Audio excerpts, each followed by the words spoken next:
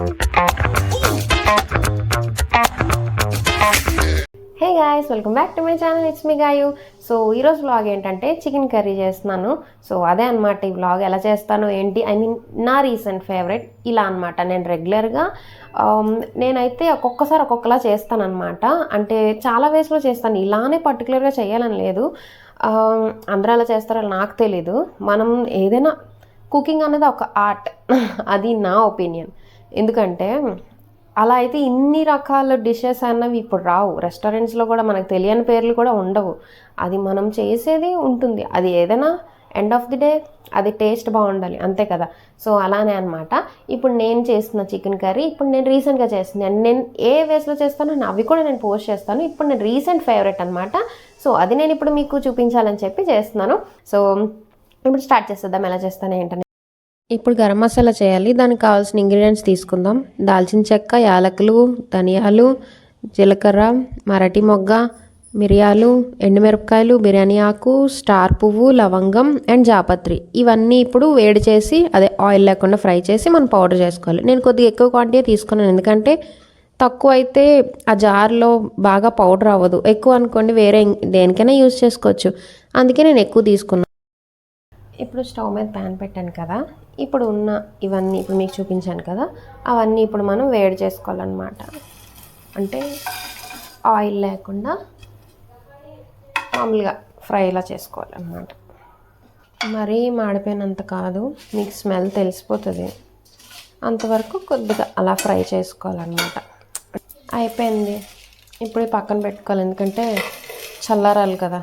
వేడిగా ఉన్నప్పుడు mixie powder చేయకూడదు. తీసేసాను అందుకే.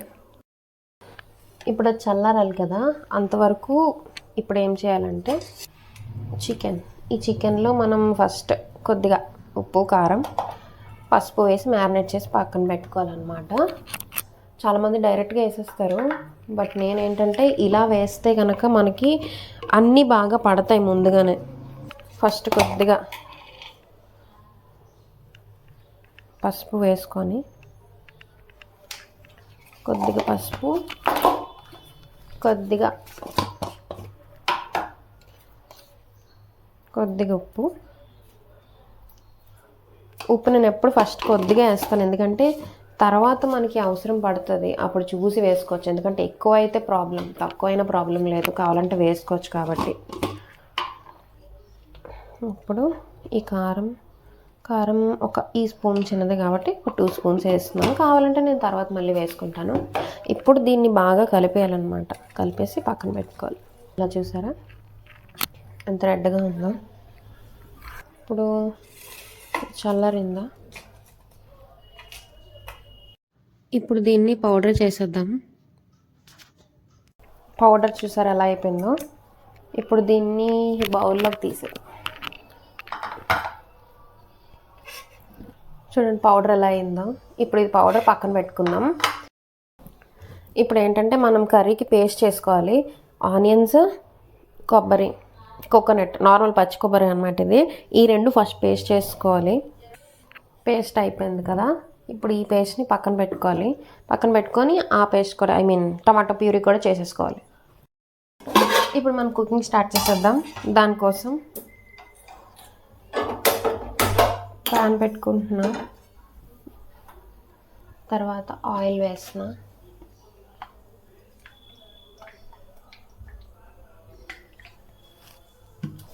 ఇప్పుడు వేడెక్కింది కదా, ఇది వేడెక్కిన తర్వాత చిల్లీస్ 4 వేసుకుంటున్నా. ఆనియన్స్, ఆల్రెడీ మనకు ఆనియన్ పేస్ట్ ఉంది కాబట్టి కొద్దిగా వేస్తున్నాను.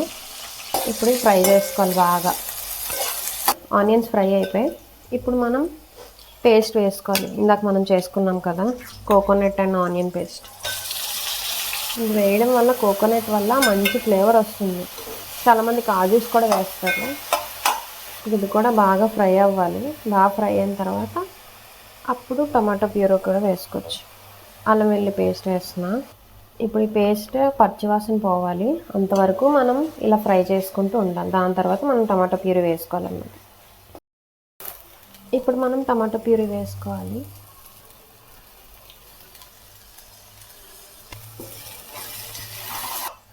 టమాటా ప్యూరీ వేసుకున్నాక బాగా కలుపుకోవాలన్నమాట. ఇది కూడా ఫ్రై అయిన తర్వాత అప్పుడు మనం చికెన్ వేసుకోవాలి. ఇందాక మనం మ్యారినేట్ చేసి పెట్టుకున్నాం కదా, అదే. ఈలోపు మనం చిన్నగా పసుపు, సాల్ట్ కూడా వేద్దాం. సాల్ట్ వేస్తే కొద్దిగా, చాలా చిన్నదే వేస్తున్నాను, దానివల్ల కొద్దిగా బేగా ఫ్రై అవుతుంది. ఇప్పుడు మనకి చికెన్ వేసే టైం వచ్చేసింది. ఇప్పుడు మనం చికెన్ వేసుకుందాం.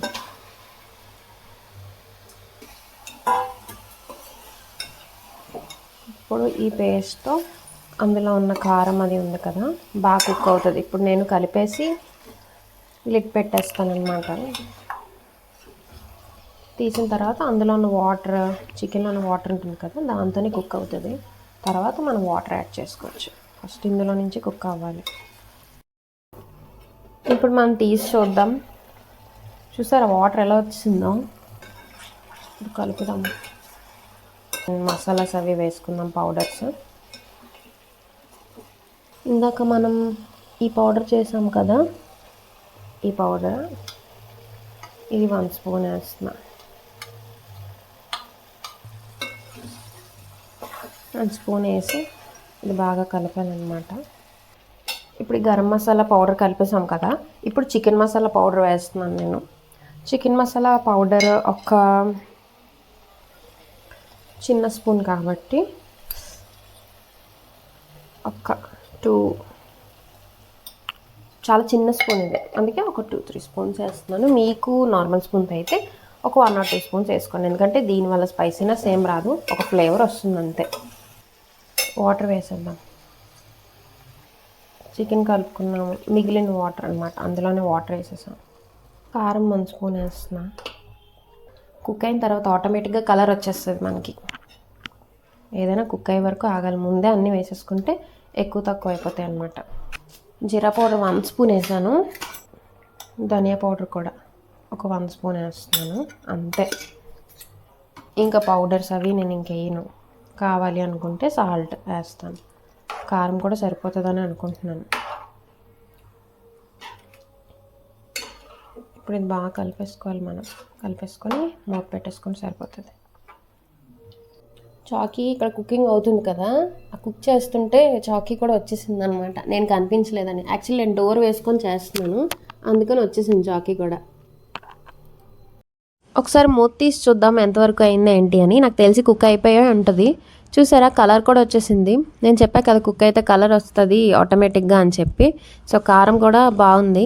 అయితే ఇప్పుడు అయిపోయింది కాబట్టి సాల్ట్, కారం ఒకసారి మీ టేస్ట్కి తగ్గట్టు చూసుకొని వేసుకోండి కావాలి అనుకుంటే. అండ్ కొత్తిమీర, పుదీనా కూడా వేసుకొని ఇంకా ఆపేయడమే, అంతే అయిపోయింది. ఒకసారి మీ ఇంట్లో ట్రై చేసి చూడండి. నాకు తెలిసి ఈ వీడియో మీకు నచ్చిందని అనుకుంటున్నా. ట్రై చేసి ఎలా ఉందో కింద కామెంట్ సెక్షన్లో కామెంట్ చేయండి, ఓకేనా? అండ్ నచ్చితే please like, share and subscribe. Bye.